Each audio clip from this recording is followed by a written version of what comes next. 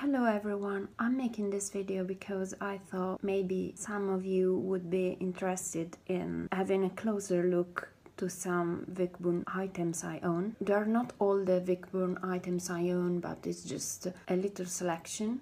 And in particular, I thought maybe you might be interested in Lord Melbourne autograph. I hope you can see it well.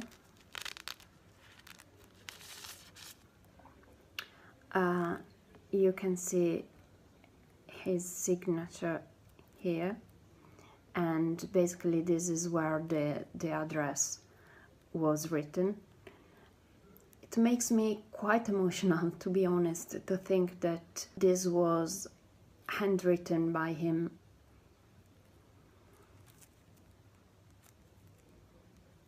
His handwriting is clear and very elegant.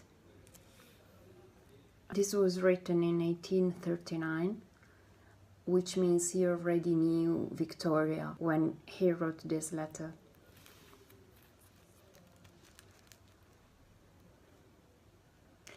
Another item I would like to show you is this printing.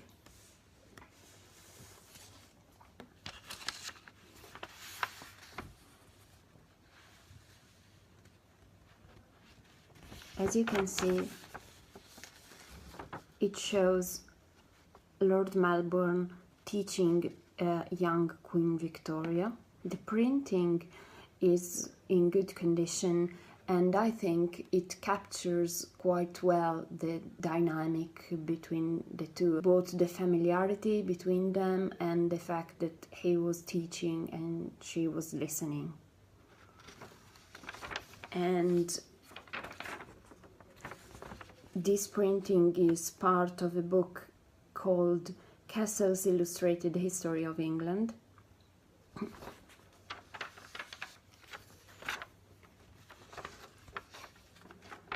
As you can see here, the description says Lord Melbourne instructing the young queen, and there is also dash over there, which I found really cute.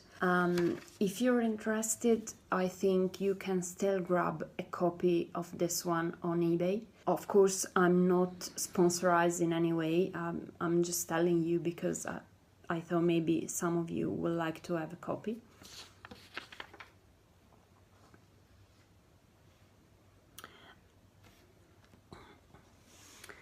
Then this book is the first part of Lord Melbourne's biography.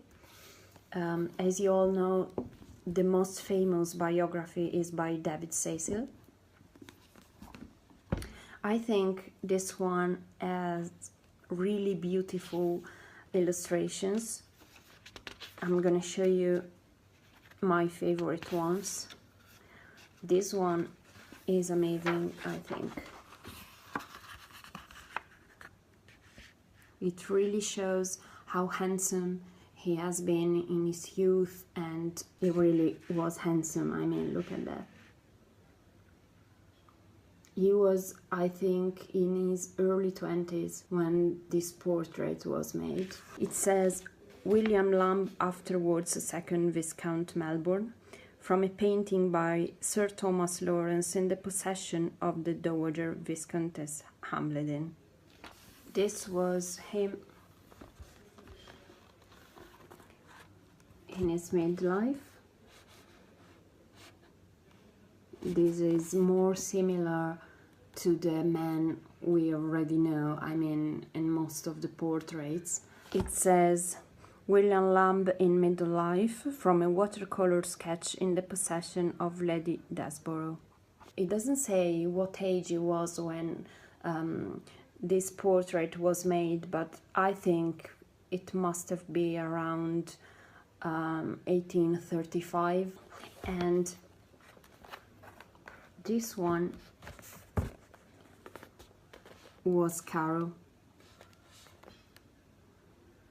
I honestly like it very much, even if I don't like the woman she became, but there was a certain amount of bravery, I think, in what she did beside madness and other mental and health issues, I think, but she was something, I mean.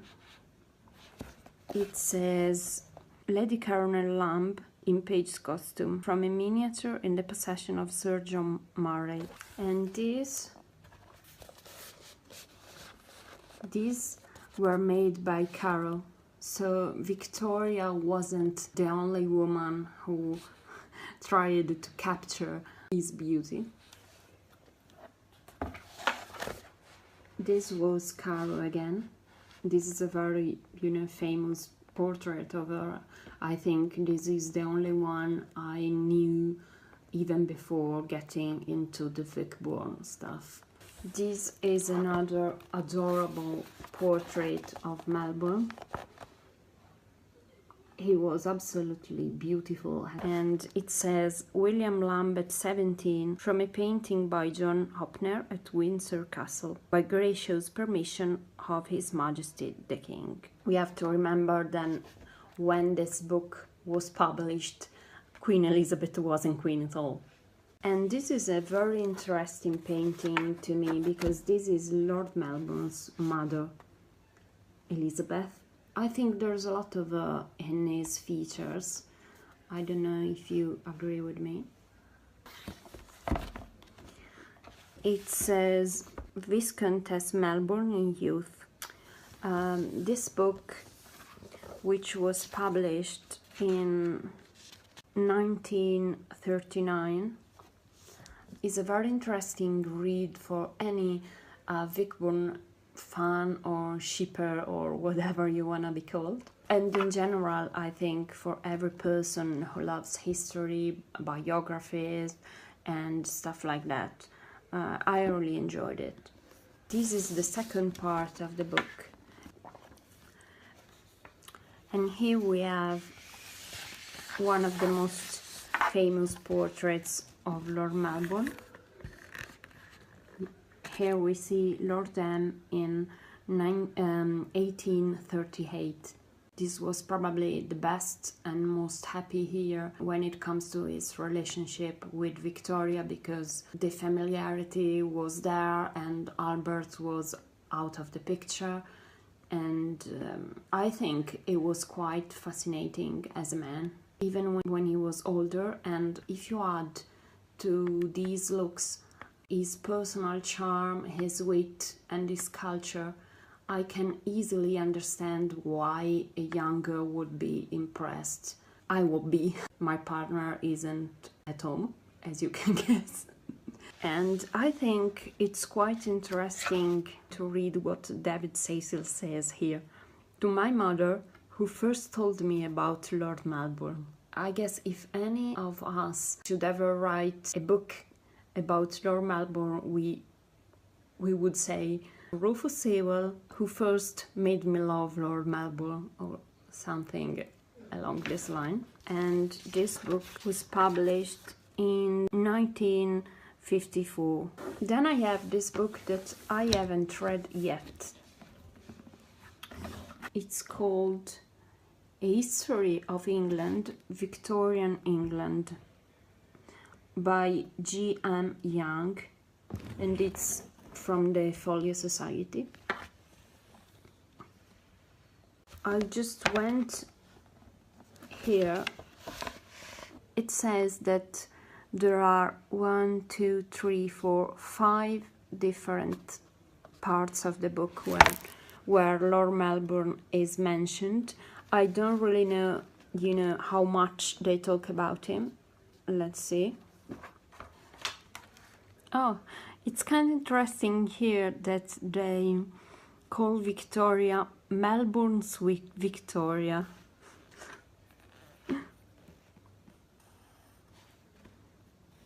They're not implying, anything really, but I still think it's kind of revealing that they call her Melbourne's Victoria, and they are sort of saying that she was his creature here. Here they're saying the young Queen Victoria, Melbourne's pupil, was a wig, according to Lady Longford, a rabid wig with little comprehension of what liberalism stood for.